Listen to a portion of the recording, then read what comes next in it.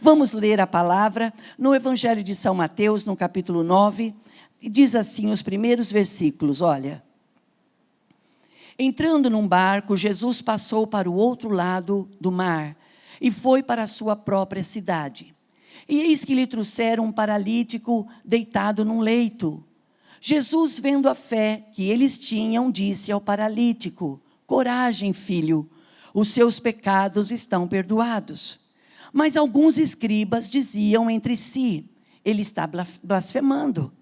Jesus, porém, conhecendo os pensamentos deles, disse: por que vocês estão pensando mal em seu coração?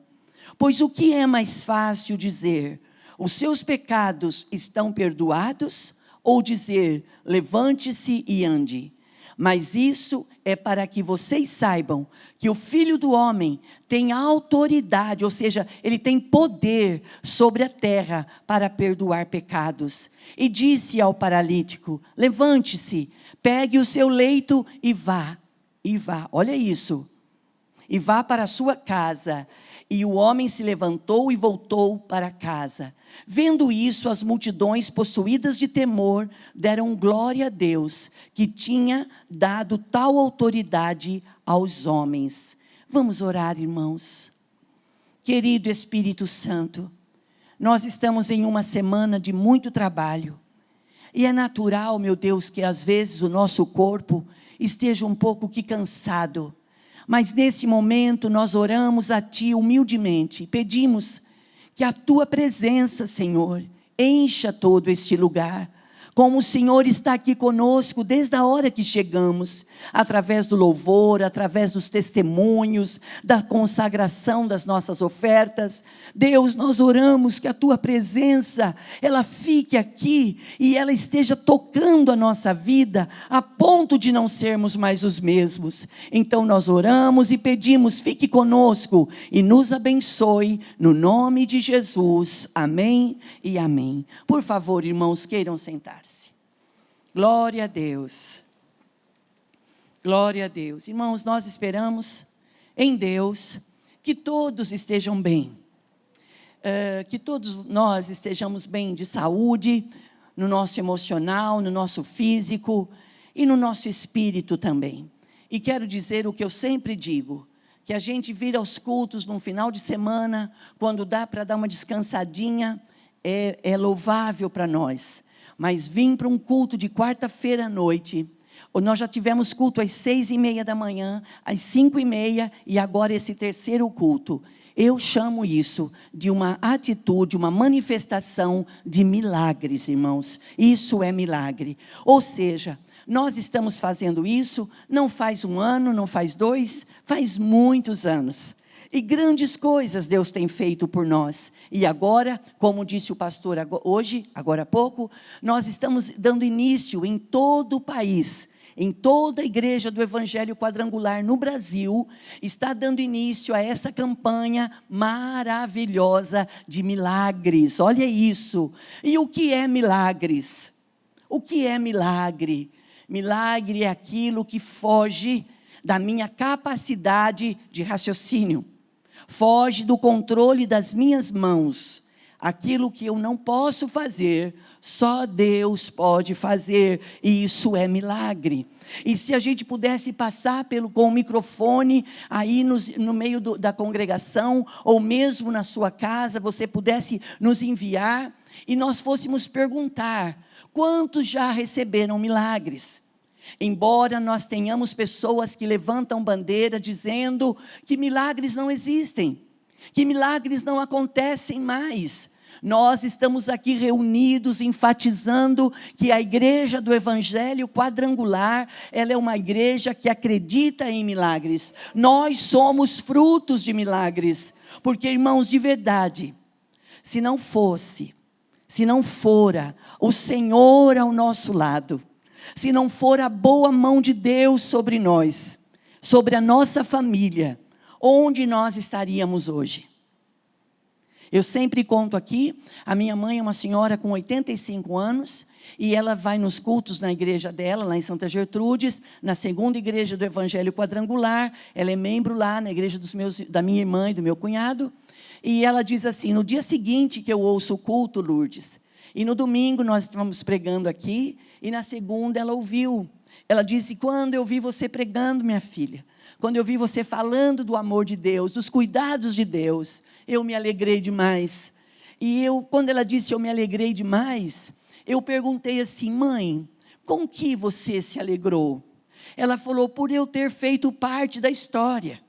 E se eu pudesse, eu gostaria de voltar um pouquinho mais, alguns anos, para eu poder fazer mais. Eu queria trabalhar. Ou seja, irmãos, eu estou vendo aqui o pastor nos chamando a gente para uma reunião de segunda-feira online, de trabalho. Está falando sobre a festa das águas, do dia 24 ao dia 28. Às vezes a gente olha isso e vê isso e fala assim: mas será que precisa tudo isso? Irmãos, é pouco. É pouco o que nós estamos fazendo, mas se eu fizer um pouquinho, e você fizer mais um pouquinho, o nosso pouco, ele vai se tornando um montante, e quando a igreja se une na força e no poder da revelação, da direção, da instrução da palavra, não tem para ninguém. Nós estamos pregando com qual objetivo? Irmãos, nós somos de uma igreja abençoada. Só aqui em Piracicaba, nós somos 49 portas quadrangulares. Então nós estamos orando todos os dias, anos após anos. Nós estamos pregando a palavra, toda a igreja. As pessoas vêm, se convertem, um se identifica com aquele ministério, outro se identifica com outro. Ouça o que eu vou te dizer.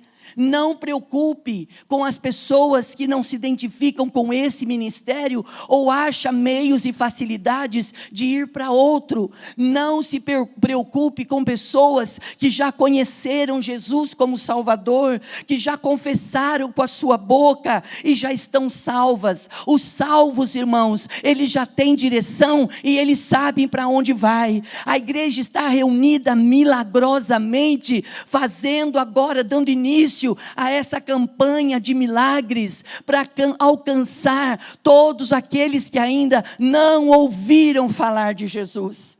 Sabe quando que nós valorizamos um banquete posto, irmãos? É quando nós temos fome. Quando a gente tem fome de comer e beber, é aí que nós valorizamos. Quantas vezes você já nos ouviu dizer isso? Que quem é que valoriza um banquete? Às vezes nós estamos na rua e você tem um dinheiro para comer um salgado, tomar um lanche, chega em casa, a comida, o jantar, o almoço está pronto, e você fala assim: mas já estou satisfeito, nem vou comer. Aquela comida pronta, aquele jantar servido, não tem tanto valor, tanta importância, porque você já está satisfeito. Nós valorizamos o que comemos e o que bebemos quando nós não temos. E isso é muito sério, irmãos. Nós pensamos que todo mundo já sabe o que é o poder da oração. Às vezes nós somos iludidos em pensar que todo mundo sabe que existe o Espírito Santo. Quem é o Espírito Santo? O Espírito Santo, irmãos, é Deus Pai, Deus Filho e Deus Espírito Santo. É a terceira pessoa da Trindade. É Deus Espírito Santo. Quando Jesus foi levado aos céus, ele chama os seus discípulos ali no Evangelho de João 14, e ele apazigua o coração daqueles homens ali e mulheres. Ele diz assim, Jesus: olha, vocês não se atemorizam, vocês não se desesperem, porque eu vou ter que voltar para o Pai. Mas Jesus estava aqui em uma cruzada de maravilhas. Quando você vai no Evangelho de João, no capítulo 2, ali acontece uma festa de casamento, as bodas de Caná. Irmãos, ali estava nem mais e nem menos do que Jesus, os seus discípulos e Maria, mãe de Jesus, estavam convidados para aquela festa. E Jesus ainda não tinha dado início a manifestação de milagres. Não tinha ainda acontecido milagres. E eles estavam ali, Maria, uma mulher, com sensibilidade, percebeu Em um casamento tem que ter comida e tem que ter bebida. E vinho é símbolo, sinônimo de alegria. E acabou-se o vinho ali, estava pouco, estava terminando.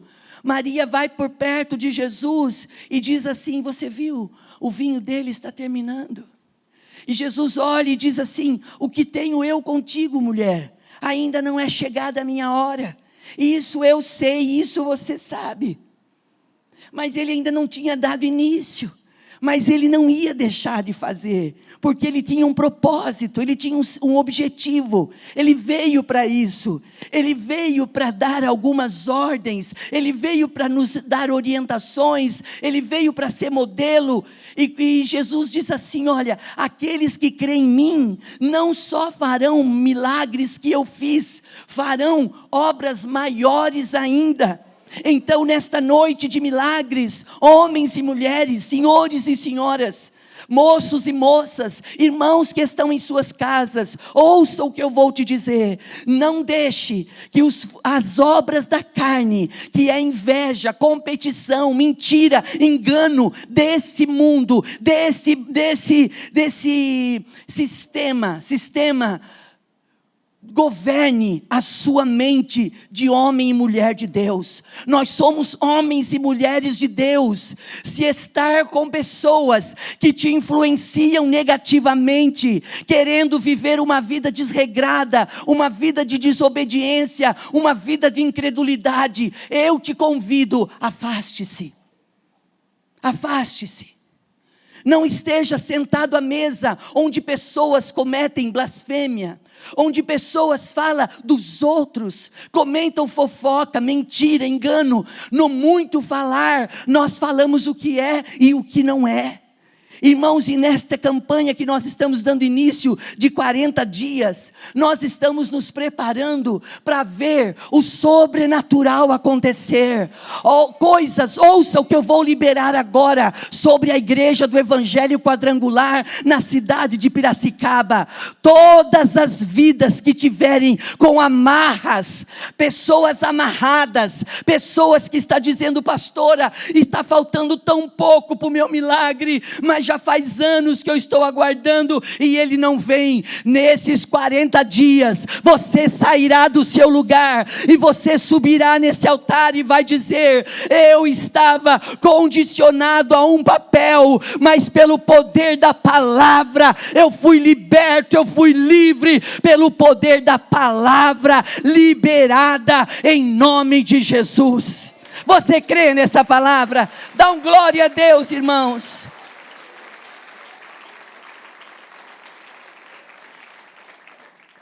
Quando Maria fala isso com Jesus e sai, Jesus diz para ela assim: que tenho eu contigo? Ainda não é minha hora. Maria passa discretamente perto dos serviçais. Irmãos, não adianta a gente querer colocar outras cores no arco-íris. O arco-íris já existe. Se não houver ordem na nossa vida, não haverá mudança. Se não houver atitude, não vai haver mudança. E a nossa vitória de fé, irmãos, a nossa vitória é a nossa fé. Lembra que eu disse domingo aqui à noite? Só falar, irmãos, até uma ave fala. Mas nós temos que falar e no nosso coração acreditar. O segredo da sua vitória está em você acreditar. Ah, mas eu estou decepcionado. Ah, mas eu estou magoado. Ah, mas eu estou muito triste. Sabe quem está perdendo? Só nós. Nós temos que nos achegar a Deus. A Bíblia diz isso em Hebreus, pastores. Sujeitai-vos, pois, a Deus. Resista ao diabo e ele fugirá de vós. Quando eu digo diabo, irmãos, eu não estou falando de um sujeito feio e mal encarado. Eu estou falando de alguém ardiloso, que vem com palavras persuasivas, que vem com palavras doces, que vem armando situações, armando caminhas, palavrinhas boas, situações boas. Satanás sabe que a igreja tem a arma de vitória. E sabe qual é a arma de vitória que a igreja tem? É a palavra. Satanás sabe que a palavra de Deus, ela é infalível. E para esta campanha de 40 dias, nós vamos usar a palavra. Você vai olhar para a situação, mesmo que a sua estrutura física seja limitada, mesmo que as suas emoções estejam meio que balanceadas, você não vai ficar estribado naquilo que você conhece ou naquilo que você sente. Você vai se lançar sobre a palavra. A Bíblia diz assim: lançai sobre o Senhor toda a vossa ansiedade, e Ele cuidará de vós. Nós somos uma igreja forte, nós somos uma igreja dinâmica, nós somos uma igreja empreendedora, nós somos uma igreja de frente, e todo dia esse inferno se levanta, só que a gente não quer pensar que é o inferno, a gente quer pensar que é as pessoas não têm o poder de nos desanimar, mas pessoas influenciadas negativamente, elas se levantam para tentar nos intimidar, e nesta noite, pelo poder da palavra, não vai ter nenhuma intimidação que vai paralisar você. Você vai se levantar e você vai dar uma palavra de ordem, e o seu milagre vai acontecer. Receba essa palavra, ela é profética para a nossa vida. Glória anda la basuri anda la baixei. Irmãos, quando Maria passa e diz assim para os serviçais: fiquem atentos, preste atenção e façam tudo o que ele vos disser. Pastora, quem é Maria? Maria, mãe de Jesus. Os serviçais ouvem e ficam quietinhos. Maria acabou de sair, Jesus fala: pegue as talhas, enche aquelas talhas vazias de água. E eles encheram as talhas de água. E quando as talhas foram cheias, ele disse assim: vai lá, pega uma taça daquela água e leva ao mestre sala, ou mestre de cerimônia. Quando o mestre vai provar, ele fica inconformado. Ele diz assim: mas isso, irmãos, para a gente ver que milagres não se explicam. Milagres a gente crê e a gente vive. Eu estou falando para um povo crente nesta noite. E se você estava meio boca, você vai sair aqui nessa noite dizendo: eu vou dar um voto de credibilidade ao meu Deus, e eu vou crer no sobrenatural. Irmãos, quando o mestre de cerimônias prova o vinho, aquela água, que era água, ele fala: mas como que pode? Geralmente o costume era: você serve primeiro o melhor vinho, depois, quando todo mundo já estiver satisfeito, você vai e serve o inferior. Ele pega aquele vinho, vai para o noivo e fala para o noivo: por que você fez isso? Ofereceu primeiro o inferior e agora veio com o melhor. Eu não ia falar isso, né, irmãos? Eu li sobre o milagre de um moço que foi levado, mas eu já chego aí, 1 minuto só.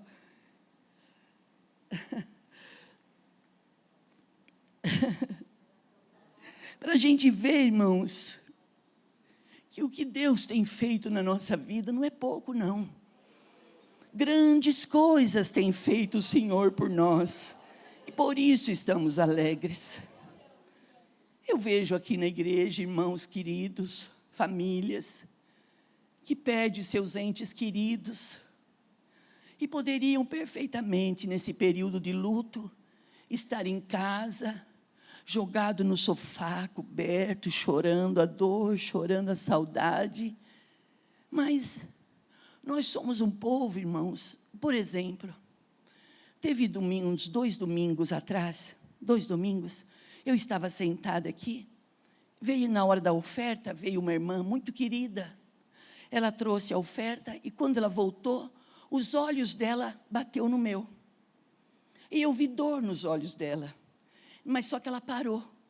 Quando ela parou, ela disse assim: um dia a senhora me atende?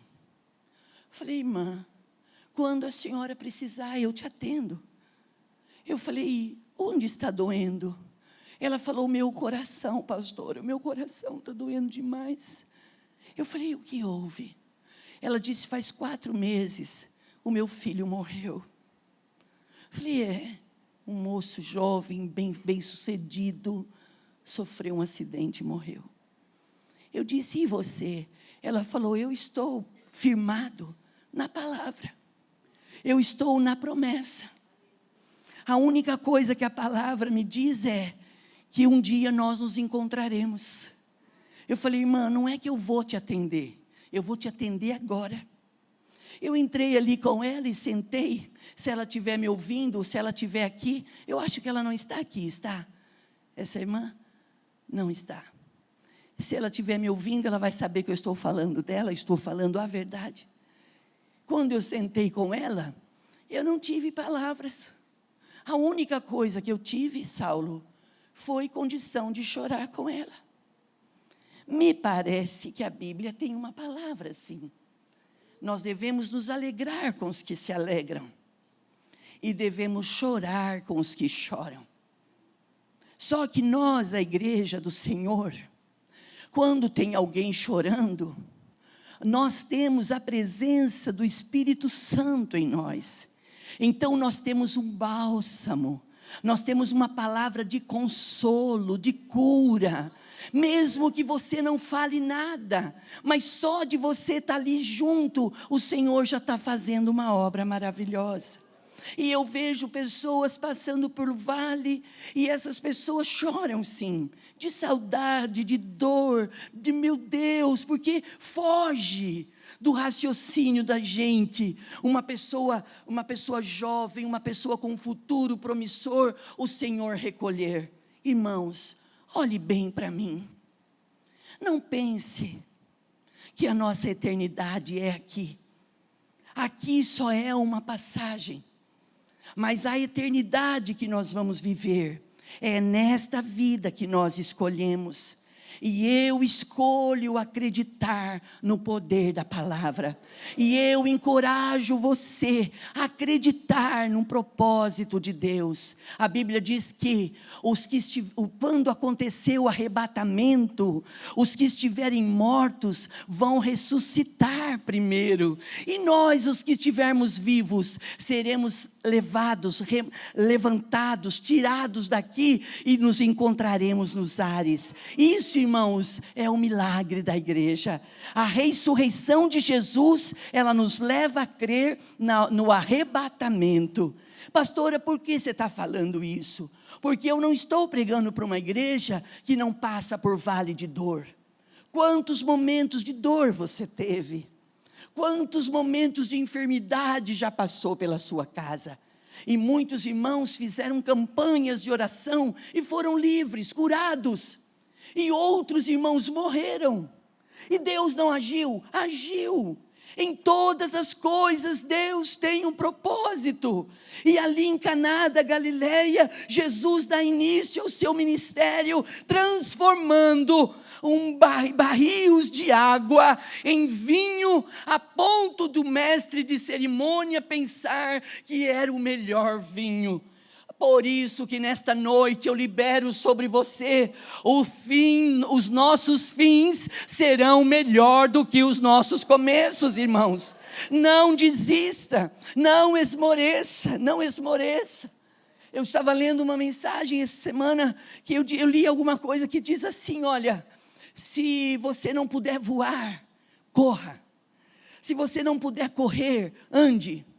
Se você não puder andar, rasteje, mas só, por favor, não pare, prossiga. Tira da sua mente, tira da sua boca, tira do seu coração. Para mim não dá mais, eu não aguento mais, para mim já deu, eu já fiz o que eu tinha que fazer. Não é verdade. A igreja está vivendo o melhor período dela, é o período da graça, de favores que nós não merecemos. E ali houve em Caná da Galileia, além do início de um grande ministério de cura, de sinais, houve ali também alegria, porque o Senhor fez coisas surpreendentes. Um pouco para frente, antes, Mateus relata assim, olha, relata que Jesus estava de volta na sua casa, e ele vê que amigos levam um amigo enfermo até a presença dele. Quando o enfermo chega, você sabe disso, são atitudes, irmãos, São detalhes. São detalhes. Por exemplo, eu e a Ju, quando eu cheguei, eu fui cumprimentar a Ju. Falei, certo, seu nome, Ju? Falei. A Ju está aqui. A netinha da Usana, cadê a netinha da Usana? Desceu. Onde está o filho da Usana? Onde você está? O pai do Luizinho, ali. Ali, ô meu querido, sua filhinha. A sua filhinha veio ali e disse assim, oi pastora, tudo bem? Eu, tudo bem, e você? Ai pastora, eu gosto tanto de você. Eu falei, ai, obrigada. Que gostoso, que gostoso. E a gente ali, se deleitando. Ela disse, sabe o que a minha mãe falou? Que quando ela vinha na igreja, eu estava dentro da barriga dela, e a hora que cantava os louvores, eu me movia dentro da barriga dela.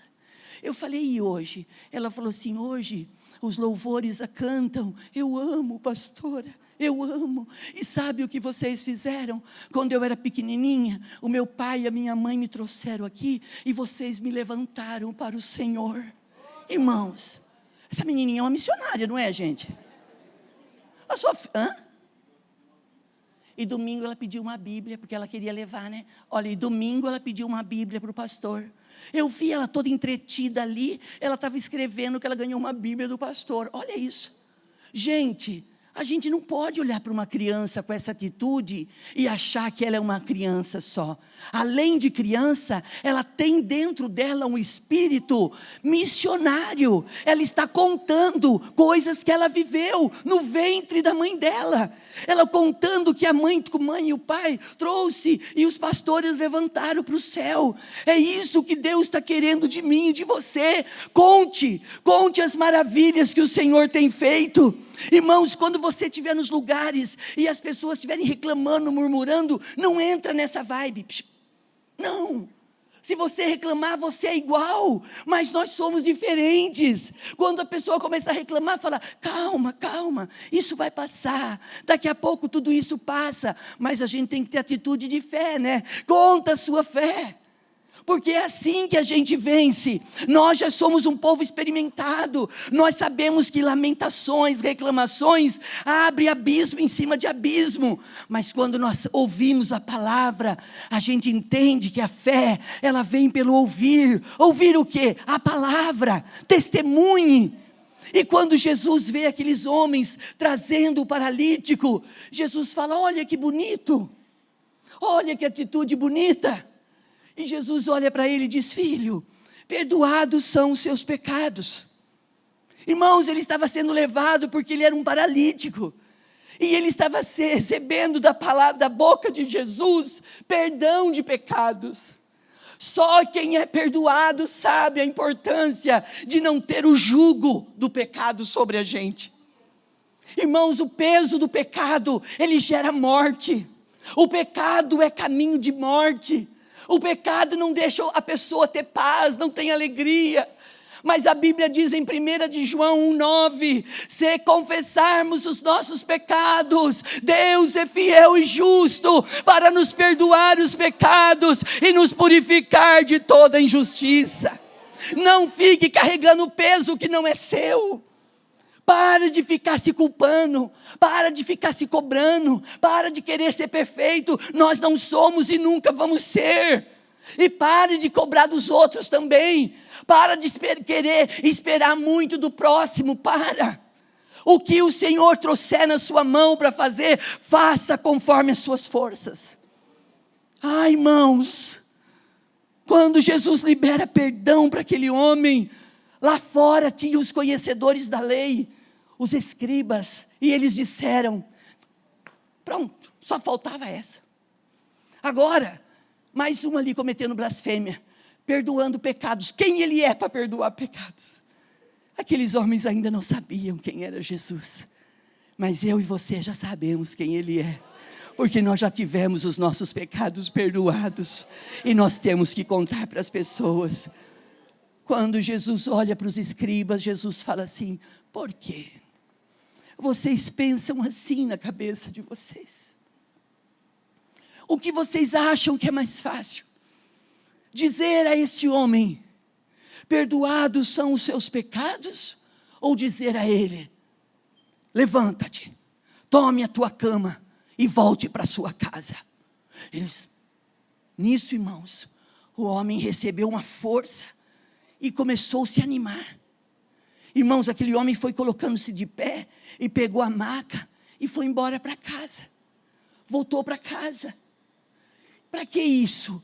Aquelas pessoas ficaram atônitas, apavoradas, se alvoroçaram entre si, dizendo: meu Deus, que autoridade é essa dada a homens?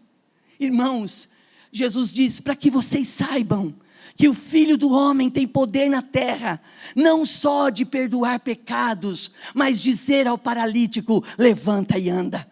Qual é a necessidade que nós temos tido? Não fique diante do será. Mas será que se eu for vai acontecer alguma coisa? Mas será que isso que eu estou vivendo não é uma provação que eu estou passando? Não existe nada. 1 Coríntios 10, 13. Não virá sobre vós tentação que não seja humana, mas fiel é Deus, que antes da prova, Ele vos dará o escape, para que você possa suportar. Não precisa ficar com dó de mim, não. Se você me vê passando por prova, me ajude em oração, segure a minha mão, esteja junto comigo. Um exemplo, tá bom, irmãos? E você também, não precisa olhar e dizer: coitadinho, olha como sofre, olha como sofre. Em todas as coisas, Deus tem um propósito. Antes de Deus te pôr naquela prova, Ele disse: você vai passar por isso, mas eu estou junto com você, e o meu nome será glorificado na sua vida. Eu quero que você viva, eu quero que as pessoas olhem você, se anime, tenham alegria e tenham paz. Irmãos, a fé é a vitória. Se a gente só falar, nós somos faladores. Mas se a gente tiver atitude, nós somos pessoas de expectativa com ação. E só tem atitudes quem age. Age então, haja na sua casa. Eu fico boba de ver os irmãos querendo falar com o pastor. Pastor, eu tentei falar com o pastor, eu não consegui. Não consegue. Ele está falando, você está andando, vai falando atrás, ele está escutando. Pastor, mas o pastor fala, ele me escuta andando. Acredita você ou não, ele escuta melhor que eu.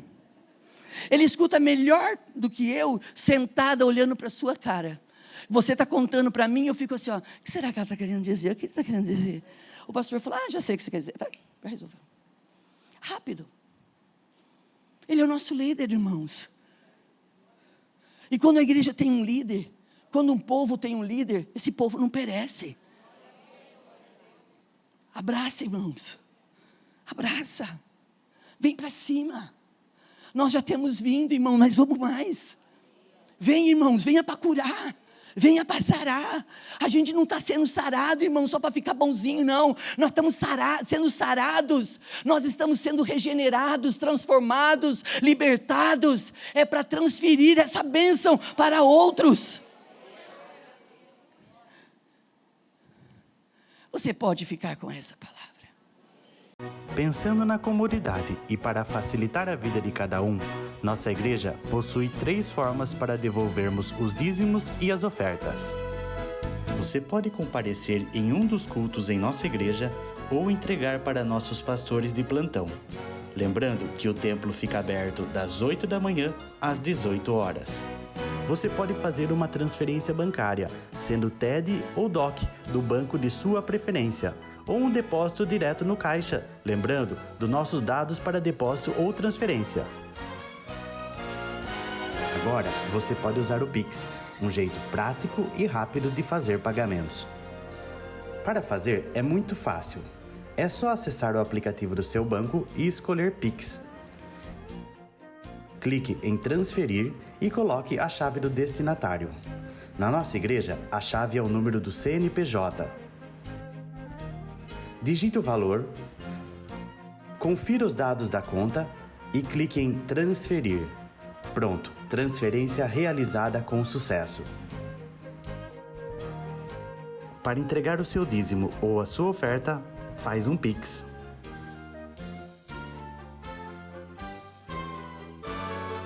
Esta é a nossa igreja. Não importa onde estivermos, estaremos sempre conectados. Lembre-se, juntos à distância.